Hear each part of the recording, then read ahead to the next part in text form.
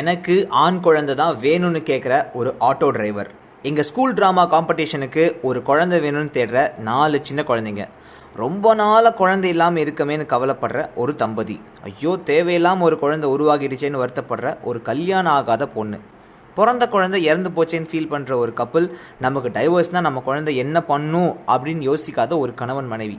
குழந்தைங்களுக்கு ஸ்கூல் நடத்த ஃபண்டு வேணும் அப்படின்னு தேடுற ஒரு ஸ்கூல் பிரின்சிபல். எப்படி நான் சொல்கிற ஒவ்வொரு வாக்கியத்துலேயும் குழந்தைங்க இருக்கோ அதே மாதிரி ஒவ்வொரு ஃப்ரேம்லேயும் குழந்தைங்க இருக்காங்க பாஸ். அழகு குட்டி செல்லம்னு டைட்டில் மட்டும் வைக்காம இயக்குனர் சார்ல்ஸ் உண்மையிலே ரொம்ப அழகாக குழந்தைங்களை காட்டியிருக்காரு. அதை விட முக்கியமாக அவங்கள சுற்றியே கதையையும் உருவாக்கியிருக்கார். அந்த கதைக்கு எவ்வளோ தூரம் உயிர் கொடுக்கணுமோ அவ்வளோ தூரம் தம்பி ராமையா, ஆடுகுளம் நரேன், கருணாஸ், கல்லூரி அகில், படத்தில் வர மற்ற குட்டீஸ் எல்லாருமே கொடுத்துருக்காங்க. இதில் நம்ம கருணாஸோட நடிப்பு தாங்க டாப் கிளாஸு. ஆட்டோ டிரைவர் அப்படின்றத ஃப்ரேம்லேருந்து மனுஷன் காட்டுறாப்புல. ஸ்கேனில் என்ன குழந்தைன்னு தெரிஞ்சுக்க நினைக்கிறதுலேருந்து குழந்தை எங்கேன்னு கேட்டு மனைவியை மொத்தர சீன் வரைக்கும் எல்லா இடத்துலையும் யதார்த்தமான நடிப்பு. அடுத்து அவருக்கு ஈக்குவலாக அவர் மகன் முருகன்ற கேரக்டரில் கலகியிருக்காரு. கேப்டன், யாருமே இல்லாத கிரவுண்டில் யார் கூட கேப்டன் விளையாடுறீங்க அப்படின்னு சொல்லிட்டு டைமிங்லாம் நடிகர். இது பத்தாதுன்னு பி அப்படின்னு மதராசப்பட்டினத்தில் ஒருத்தர் கிளாஸ் எடுத்தார் இல்லையா, அவர் இதில் சிரிப்பு போலீஸாக வரார்.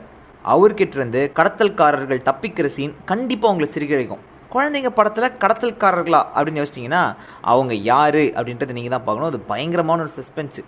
அடுத்து செஸ்ஸுன்ற விளையாட்டு இது வரைக்கும் தமிழ் சினிமாவில் யாரும் இவ்வளோ தூரம் காமிச்சிருக்க மாட்டாங்க.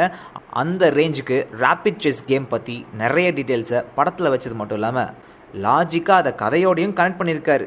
இந்த காலத்தில் குழந்தைங்க எவ்வளோ தூரம் பெற்றவங்களால பாதிக்கப்படுறாங்க, அவங்களோட பராமரிப்பு மற்றும் பார்வையை எவ்வளோ தூரம் மிஸ் பண்ணுறாங்க அப்படின்றத ரொம்ப யதார்த்தமாக படம் மூலமாக டைரக்டர் சார் சொல்லிட்டாருங்க.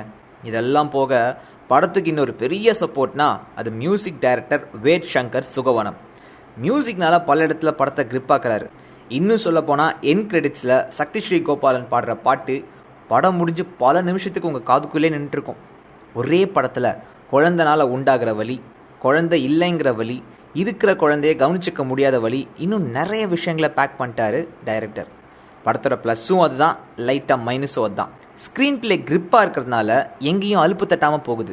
ஆனால் நிறைய கேரக்டர்ஸ் இருக்கிறதுனால அடுத்து என்ன ஆகும் அப்படின்னு தான் நம்ம மனசு யோசிக்கதே ஒழிய அவங்க கூட ஒன்றி போக நேரம் இல்லாமல் போகுது. ஆனால் எல்லா கேரக்டர் பின்னாடியும் ஒரு கதையை வச்சு அதுக்கு மற்ற விஷயங்களை சப்போர்ட்டாக வச்சு அந்த குறையை பேலன்ஸ் பண்ணிட்டார் சார் டைரக்டர்.